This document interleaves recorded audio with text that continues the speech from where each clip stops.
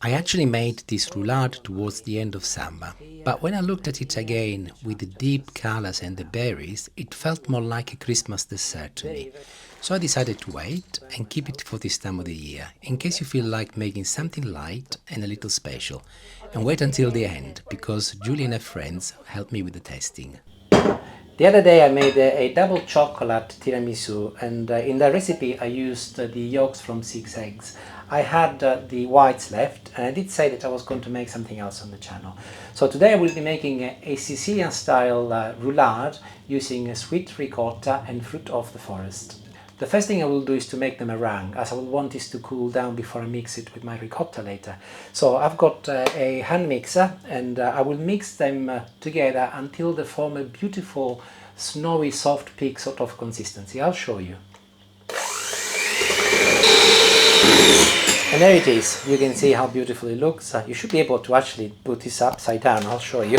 And it should stay in the bowl just like this. Look, can you see? It's magic. This is caster sugar, but you can also use normal granulated sugar, whatever you've got at home. So I'll turn my mixer on again, on low this time, and I'll start adding it progressively, a little at a time, until it's all gone.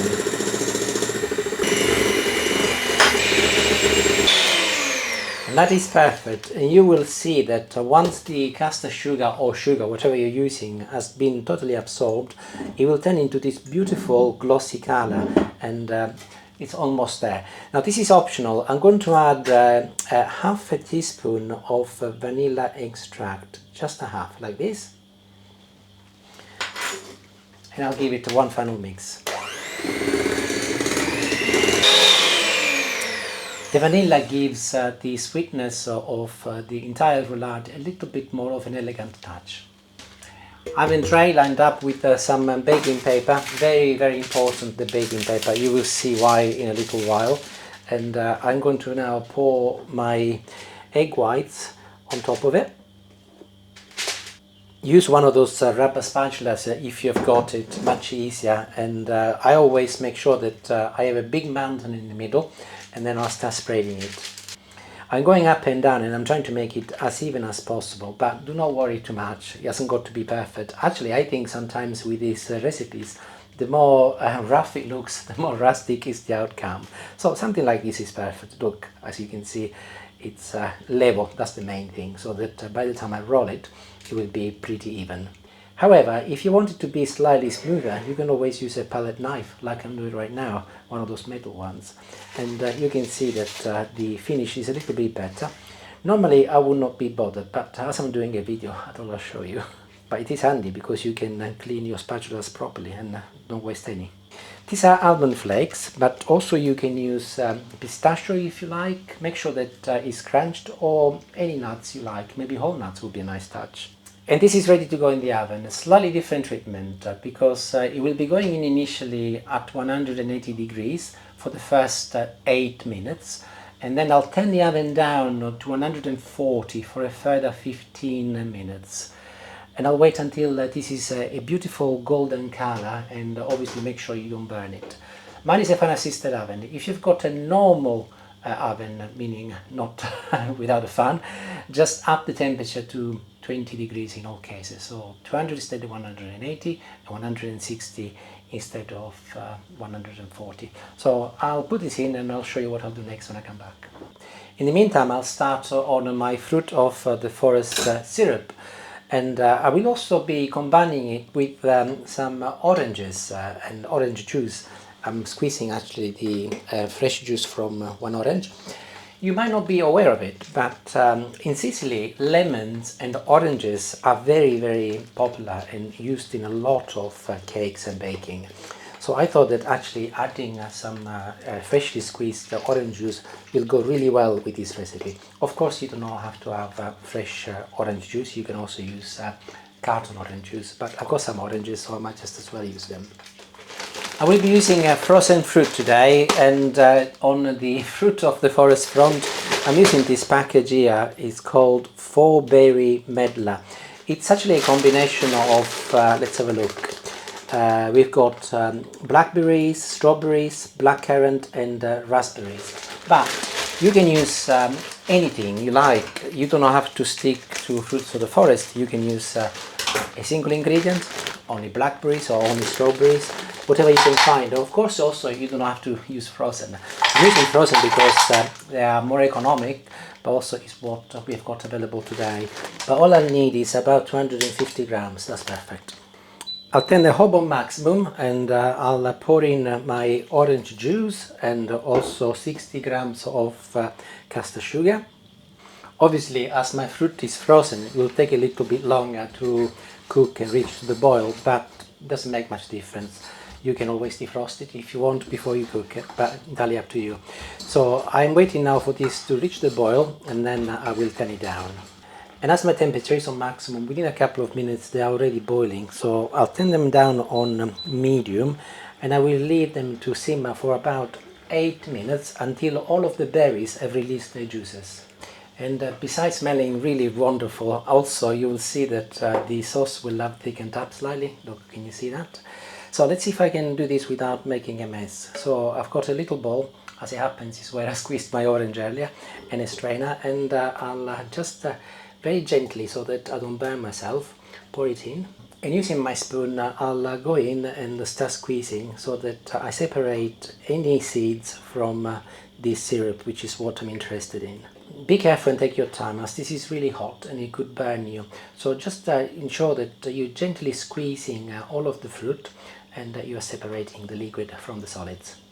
And after a minute of pushing and mixing, you will see that all you will have left is just mostly seeds and a little pulp. So the very important thing to do, though, to ensure that you don't waste any, just get rid of that first. Then go back, and here at the bottom of your sieve you'll find that there is an accumulation of wonderful syrup, which you don't want to waste, of course. And this is ready, although it will need to cool down slightly, but in the meantime I'll go and get the meringue out of the oven. And I'm back. Like in a lot of baking recipes, they're not complicated, but when you bake you need to make sure that you are more organized than when you're cooking. That is because the ingredients need to be more or less exact, but also it's about timing, and I find that I take it nice and easy, and things work out for me. So the roulade has been out from the oven for about 10 minutes cooling down. New baking paper on my worktop. I'll go and get it. And here it is. You can see that has cooled down, as I can touch the tray no problem with my hands, and the color is a beautiful caramel, and the almonds have also toasted and they are absolutely wonderful. So the first technical part of this recipe is to get this out of the tin. I've got my baking paper in there. Very simply, just gently turn it around and place it on top of your new baking paper, and you will see that the tray should just come out easily. And as some of my roulade it is stuck on the tin, as I was a little bit mean with my paper, I'm gonna have to be a little bit more careful, but just take your time and you will see that it'll come out quite nicely, just like this. Technical part number 2 is to remove the original baking paper without spoiling the base of your roulade. So again, just take your time, peel it off slowly, and use your hand if you have to make sure that you put pressure on the roulade. But as it has cooled down, you can see that actually it is coming out quite easily. And do not worry too much if it doesn't look perfect on this side, because this will be the inside of the roulade when we roll it, so that's perfectly okay. Yeah, not bad. A little bit missing on that corner, but I'm not going to lose any sleep. So I'll put this on one side to cool down, and I'll show what I do next with my ricotta. So here is my bowl, and I got some supermarket ricotta, and this is 250 grams, and in it goes. These are mixed peel, mostly orange, and they are very popular in Sicilian baking, and they will add a beautiful zesty flavor to my ricotta. You can substitute them with chocolate if you like dark chip chocolate. But I'm staying away from chocolate today because I'm using mostly fruit. So this is icing sugar, 30 grams, and very simply I'll mix it all together. Back to my syrup, and I'll pour about 3/4 of it in with the ricotta, not all of it, as I'll keep some for the top later for garnishing. And I will only just turn it about 2 or 3 times. I want to retain the veins, so I'm leaving as it is. Here is my roulade back, and I'm going to apply all of my syrup and mixed ricotta in the middle, very gently. And using my spoon, I'm spreading it all over, ensuring that I leave a little gap at the edge. And this might look complicated, but it is really, really easy, trust me. All you need to do is just do it slowly. So get hold of the paper and start turning it. Do the very first turn like this and stop. That is the most critical one. And also because I've got a little problem here, I'm using this side first so that it will not be visible. And I'll gently squeeze it using my fingers so that by the time effectively I remove my paper, it stays in place just like this. So then I get hold of the paper once again and I'll roll it just very, very carefully. You can see that all of my ricotta and liquid is moving, no problem, that is fine, just carry on. If you want to prevent it from going everywhere, just go in with your palette knife or a spoon or a spatula and just push it in. But it doesn't really matter, even if you make a mess, it's fine. This is baking, and baking in our kitchen is fun. And continue until you reach the end, and I want to ensure that the base is effectively where the line sits, so that I will hide the line, but also it will look beautiful once the paper is removed.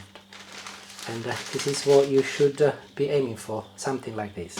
And this is now my opportunity to tidy things up and make it look absolutely beautiful. So I've got one of those little serving trays here. This comes from Sicily, ironically. And I'm going to be measuring it, and you can see that it's a little bit too big, but also it doesn't look very pretty at the edges. So I'm going to be measuring it up, and I want it to finish here and here where my thumb is. So I will mark it over here like this, and somewhere here. And I'm going to use a bread knife or a steak knife, and very gently I'm going to score it and start cutting it so that I get a perfect straight line. That's one. Perfect. I'll move this out of the way, and of course Julie and I will be tasting the cake later. And all I have to do is to just lift it in.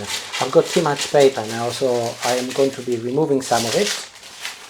And here is my little tray, and very, very carefully I'm going to stretch it and lift it slightly like this, and I'll place it in the middle just like this. And I'll place my palette knife underneath, and I'll start pulling the baking paper from the side like this, and you can see that it's coming out very, very nicely.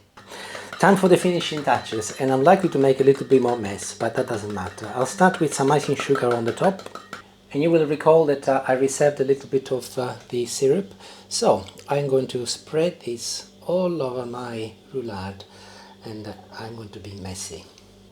And I'm going back and I'm doing a zigzag both ways, and I'll make sure that I use it all up, just like this. And to ensure that my roulade has the correct signature on top and there is no ambiguity, I'm going back to my bag of mixed fruit of the forest and dishing out some samples. So I'll start with him over there, and I'll place the same one on the opposite side. Then I'll go with some strawberries over here and here, another one in the middle, followed by a few blueberries which I'm just scattering around. And it is ready, but I will wait about 20 minutes to half an hour before actually I slice it, because I want it to set a little bit more. I've got a little washing up to do anyhow. So what I'll do actually, I'll place it in the fridge so that it will cool down slightly, and then we can see what it looks like. So I'll see you after the washing up. And I'm back, so time to see what it looks like in the middle. So I'll just go in with my bread knife once again, and I'll go all the way to the end and slice through. And using my favorite spatula, I'll pick it up and show you what the middle looks like there. Ooh, very, very decadent. Look at this, isn't that wonderful? So what I'll do, I'll put it on this little board here, and I am not going to test it because Julie's got some friends round. They're having afternoon tea. How very British. They've had some cake as well, I think, but I've asked them if they would like to come and taste it for me, so they've agreed. They didn't even want to know what it was. Anyhow, I'll go and get them, and then they can do the taste, and for once somebody else share their view on the taste. So I'll be right back. Synchronise. Synchronise forks. And off you go whenever you're ready. We're ready. Forks. Right, we're now going to try this then, Oh, aren't we, I can't ladies? wait. Come on, you two It start looks and then I'll have lovely. some. God, this I'll go looks from the middle. delicious. I think we've had enough cake, but I can always Wow. squeeze some more in. Me too. Oh, that is lovely. Oh, look That is at so that. nice. So Wow. light. Mmm. Oh, I've got some peel. Oh, that is delicious. Oh, that is so nice. Oh, it's like Can I Orange have, peel? Can I have the berry? Yeah, orange. Orange peel. peel. Did you want the Great. berry? No, you have the have berry, love. You have the. I can have this one. Look. You can, yeah, help No, yourself. no. We were only going to have a mouthful, but Yeah, so well, nice. that's It's lovely, and it's We've not- already had 3 cakes, sandwiches, a scone. How much prosecco? Only a good a bottle between us, not a lot. We're only just starting.